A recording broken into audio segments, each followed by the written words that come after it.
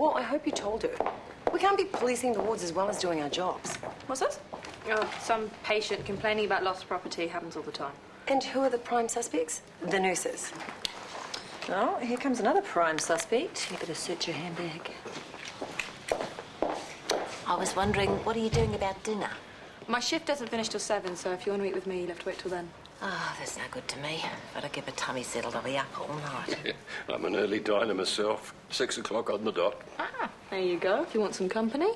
Don't be so rude. I hardly know the man. Well, there's one way to remedy that. Have dinner with me. Oh, I can't put you to all that trouble. It's nothing special. This is on my hospital days. I usually treat myself to a table at the IP. Do you know it? My granddaughter used to own it. Well, what do you say, shall we? No, thank you. If you don't mind. Oh, perhaps another time. What'd you do that for? He's heartbroken. He'll live. Yeah, and then someone else will snap him up. He's not short of admirers. Well, they can have him.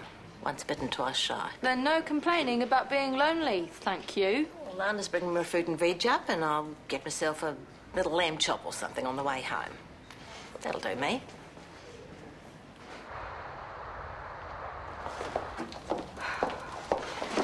How was the rest of your day? I spent most of it attempting damage control with the DHB. I gave them the technical report. I left out the bit about your Mr. Bean impersonation. No, you shouldn't have. I don't care if I look like an idiot. I do. They know I live with you, remember? I called the fumigators. They're coming tomorrow. There's a whole checklist of stuff we have to go through. That's just what I need. And I won't be here. What? I've decided to shoot over to Sydney to apologise in person. What is that going to prove? Well, it'll show Seth and his mates that we're ready to go the extra mile when it comes to fixing our mistakes. That extra mile you're talking about is going to cost a few bucks. Grabbing a seat at last minute. I'll pay for the ticket myself. And then there's your patients here. Well, most of them can be rescheduled. That won't be cheap either. Well, I'm trying to help. What do you want me to do? Nothing. I know you mean well. I'm just too tired to think about it. So what was Seth's last word? Do we still have a remote surgery project? There's another meeting about it tomorrow. I'm not hopeful.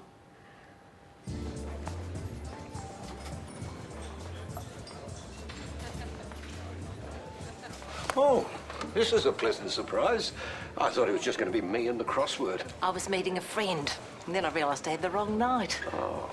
But I saw you sitting here by yourself, and I thought I should be polite and come over and say hello. Oh, you'll do more than that, I hope. Sit down and join me. Can I have another menu, please?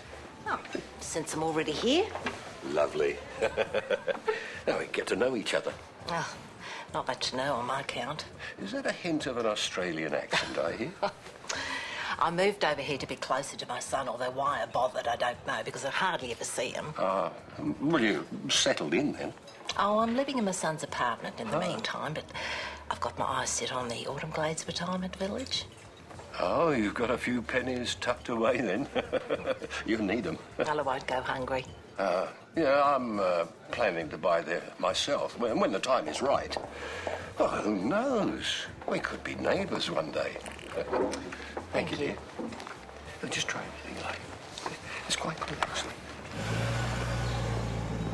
We haven't driven you to tobacco, have we? This is where all the smokers hang out. I wish you hadn't said that. Now I want a cigarette. Sorry. Stay, please. This time I am not angry with you. At home, everybody smokes. I started when I was 12. I gave up last year. I know what Luke would say if I started again. So do I. Maybe I should. It would give us something different to fight about. Things have been a wee bit tense. I'm just so tired of it all. I'm afraid I'm not going to be very good company today. Hey, if you want, you can pull a sickie. I won't tell. Pull a sickie? And pretend that you're not well. Oh, what would I do all day? Feel sorry for myself? Well, it's a shame there isn't anyone else you can talk to. Not me. I'm useless at religion. I think I'm supposed to be Anglican. Nana always goes to church, but Mum and Dad never have, except for weddings and funerals. Did you mean what you said about not telling anyone? Oh, of course. You do actually look a little bit pale. I just need a couple of hours. What will you do? Yeah, I don't like the thought of you being miserable all by yourself. Oh, no, I won't be by myself. I'm going to church. I hope you don't mind. I thought Gabrielle should sit in on this. Of course. I'm interested in your opinion on yesterday's debacle. I know you already had concerns. I did question the time frame. I thought the project should have had a longer development period. To do what exactly? Test the technology more thoroughly. Very wise, as it turns out. Hindsight's a wonderful thing. You didn't share Gabrielle's concerns. Chris and I were confident the technology was ready. We were wrong. But we've learned from our experience. The important thing is to keep going, get it right next time. I see the next scheduled operation is a neuro procedure. Correct. How are you feeling? Confident? Well, with adequate planning and safety checks, I don't see why I shouldn't be. That's assuming you're going to be allowed to operate at all. What's the verdict?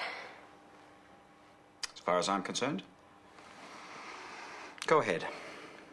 But only if Callum signs it off.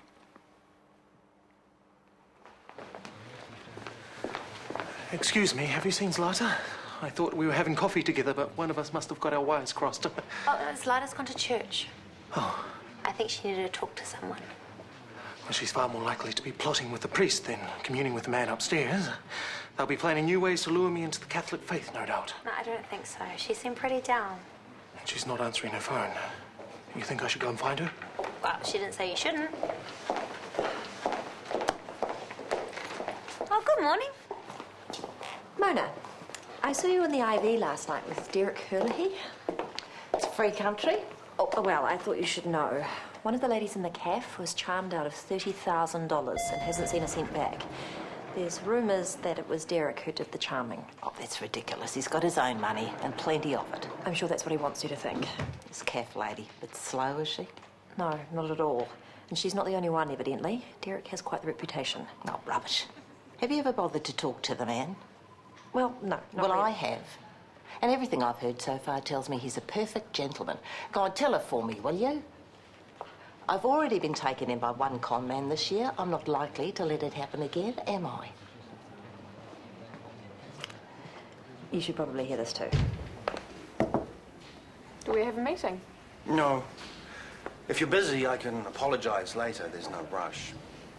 I think I'd like to hear it now.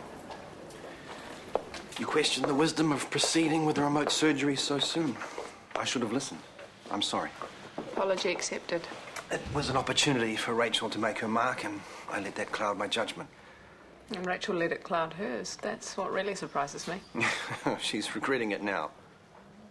I'm sure she understands that you only had her best interests at heart. Even so, you know Rachel, she doesn't like being pushed around. Or controlled. Are you trying to tell me something? Oh, it's none of my business. Oh, come on, give me some of that Gabrielle Jacobs straight talk. You're famous for it. Okay, well, since you asked, I sometimes wonder if you learned anything from what happened to us. I've never been completely sure what did happen. But now I can stop wondering.